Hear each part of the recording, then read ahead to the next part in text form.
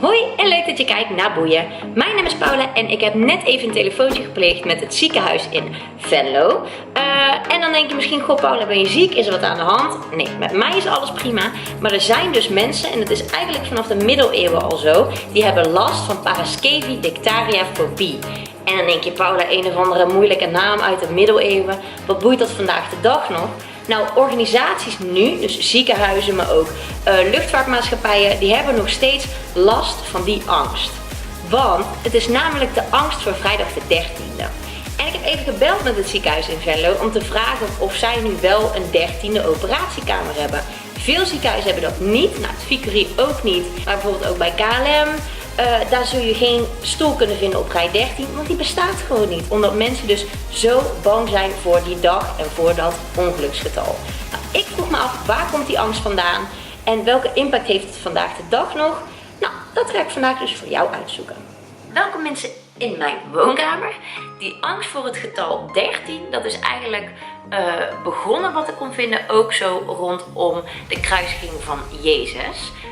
Ook het laatste avondmaal, daar zaten 13 mensen aan tafel. En Judas was de allereerste die opstond van die tafel. Hij was ook een beetje de boosdoener in het hele verhaal. Dus de 13e persoon heeft ongeluk gebracht. En Jezus is ook op een vrijdag gekruisigd. Dus die vrijdag in combinatie met die 13e persoon, met dat 13e ongeluksgetal, maakt dus vrijdag de 13e geen hele prettige dag. Wat dus in de eeuwen daarna ook ervoor zorgde dat mensen niet met 13 personen aan een tafel wilden zitten. En was het nou onontkoombaar, kon je het niet vermijden, dan moesten de mensen dus allemaal tegelijkertijd opstaan en tegelijkertijd ook weer gaan zitten. Want als de 13e persoon als eerste opstond, was het dus het bijgeloof dat mensen vroegtijdig zouden overlijden. Ja, en die vrijdag, dat was dus toch echt wel een dingetje. Er werd bijvoorbeeld niet getrouwd op vrijdag. Vrijdag was wel een hele goede dag voor executies en om opgehangen te worden. Wij zijn altijd heel erg blij, hè? Thank God it's Friday.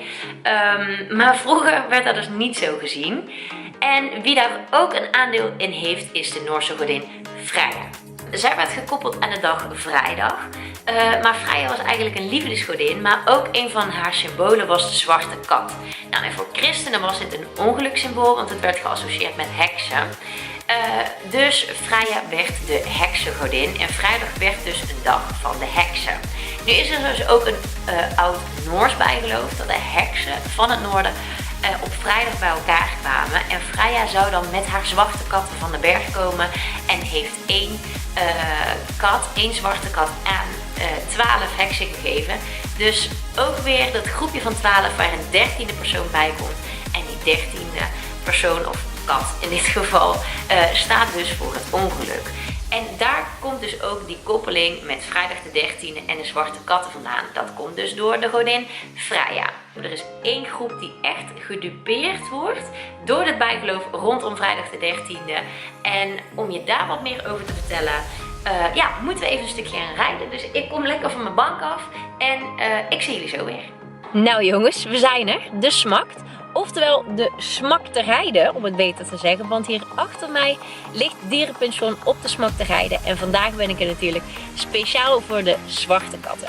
Want met vrijdag de 13e komt ook het bijgeloof dat zwarte katten ongeluk zouden brengen. Mede dankzij Freya dus. Maar het is dus ook echt zo, anno nu, vandaag 2017, dat zwarte katten veel minder geadopteerd worden dan welke kleur katten dan ook. Hi lieverd. Hi. Hallo. Je brengt helemaal geen ongeluk. Nee. Ja, en deze, we zijn echt onafscheidelijk vanaf nu. Dus ik denk dat ik maar hier moet gaan wonen. Hi liefje. Hallo. Ik denk dat de heksen vroeger daarom ook zwarte katten hadden. Want witte katten met zwarte kleding, dat werkt niet. Doe even een duimpje omhoog als je de leuke video vond. En vergeet niet te abonneren op het kanaal van het Limburgs Museum.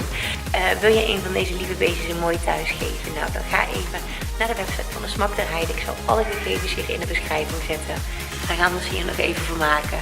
En tot de volgende boeien. Doei!